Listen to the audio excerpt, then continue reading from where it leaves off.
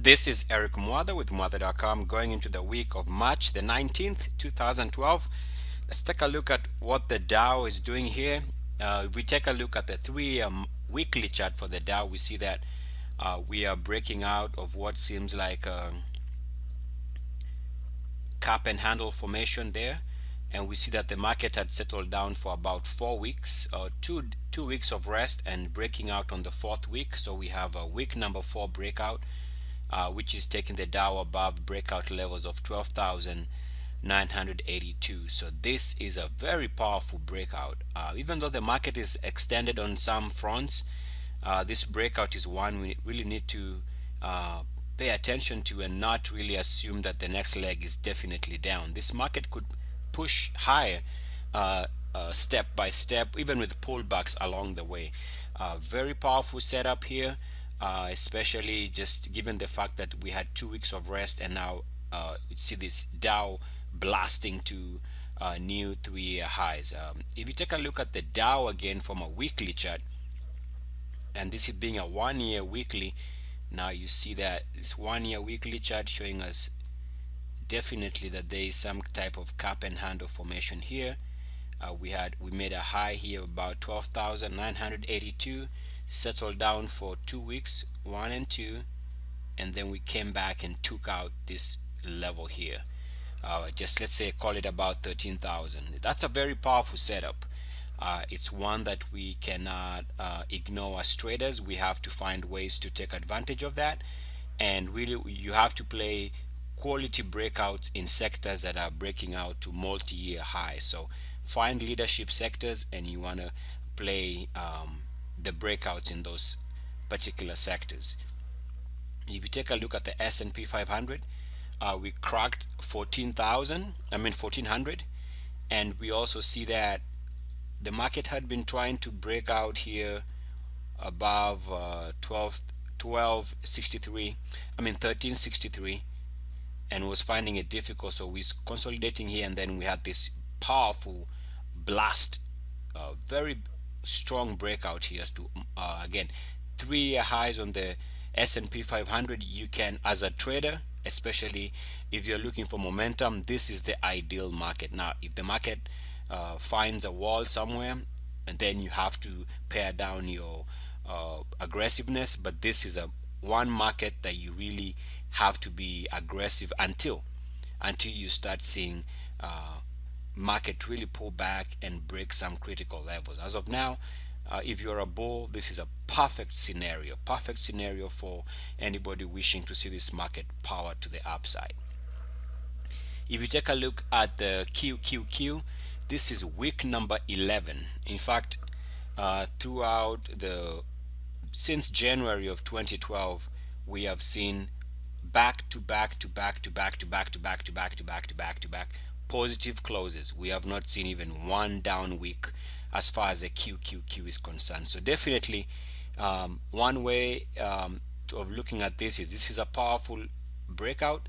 Even with a consolidation or a pullback, it still remains way above its critical buy point here. So this, in other words, this market is going to be in play for the for the coming weeks and months, even with pullbacks, because this breakout, which has followed through 8 weeks back to back positive closes after the breakout, is really historical. It's an unimaginable follow through, and that just tells you that the momentum in this market is really full steam ahead. Really extended here, so you want to really wait for a pullback, because markets can just go up. They can go up, but at some point pullbacks are just normal even within a bull market. So I would expect a pullback here given this 11 straight positive weekly closes as far as the QQQ is concerned. In fact, seeing one of the biggest weekly gains this week since the beginning of the year. If you take a look at the banking index, which was finding it difficult to hold this level here, which was a support going back to 2010, 2011, early 2011. Once we broke that, this became an area of bearishness, and we were consolidating here. We consolidated here for a couple of weeks, but this over the middle week of March, we see that this market just took off. This being a daily chart for the BKX, this market just took off. Powerful change in direction here. You see that we are now trading above the 50-day moving average, and we are also trying to influence the declining 200-day moving average. Net, it's a very positive change in sentiment as far as the banking index is concerned. If you take a look at the banking index again from a weekly chart, you'll see that we have this positive crossover between the 13-week moving average and the 33-week moving average. That crossover can telegraph movement in the market for short term.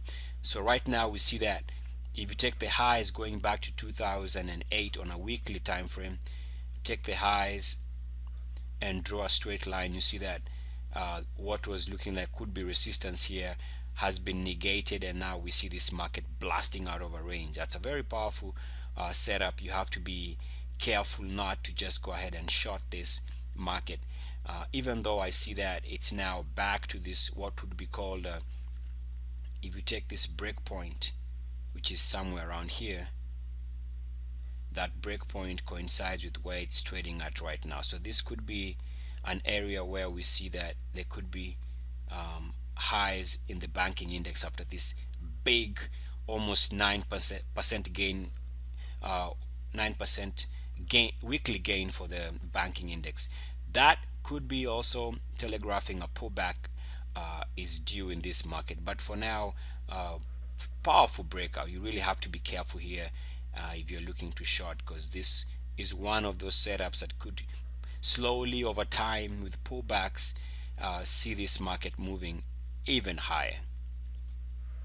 Let's take a look at the GLD. We see that gold had a tough week, another tough week, and now gold settling slightly below the 10-week moving average and also slightly below the 33-week moving average. So gold kind of in a bearish setup here, but it's been bouncing off this line here on a weekly time frame going back to 2009. So it's been bouncing off this line, and we could see another bounce should it come and hit this level here. Now, should we find that gold finds it difficult to hold that level and breaks below this line here, then this long-term uptrend could have come to an end. So gold needs to bounce and hold this line here. Otherwise, if it can't hold and we find gold trading in this area here, that could suggest that this big run is over and gold could be pushing much lower in the coming weeks. I think personally, I think that gold is gonna find some support here and move to the upside in the coming days and weeks. If you take a look at the GDX, you see that it's starting to break down here. This has been an area of resistance, and we seem to be closing below that level here. So this seems to be a fresh break in the GDX. I would avoid the gold mining stocks because they seem to be under trouble here. We see that the general market, the S&P 500, the Dow, and the Nasdaq are making multi-year highs, making new highs, while the GDX is making multi-month lows. That's an area you want to avoid for now. Now, I was looking at the UUP, which is a gold ETF, and I wondering whether this could be a head and shoulders formation. You got your left shoulder, you got your head there, and then you got your right shoulder. If this is a cap and handle formation here, we might be seeing that this market, the dollar, is going to be pushing lower in the coming weeks. If this is indeed what it looks like to me like a bearish head and shoulders formation, which might suggest that over time we're going to see the dollar push to the downside, which might suggest that gold is going to be back in play. So that's what it looks like to me.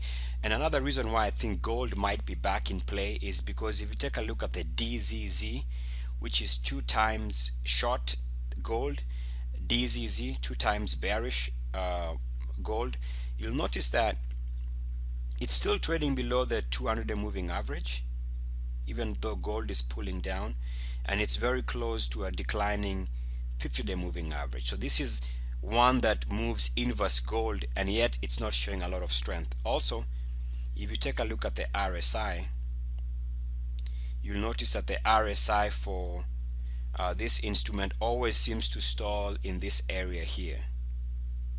Seems to stall in this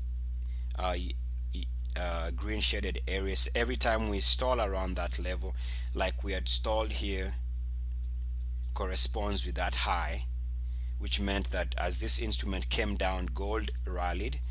Again, we stalled here, which corresponds to that high. So as this instrument stalled here, gold took off.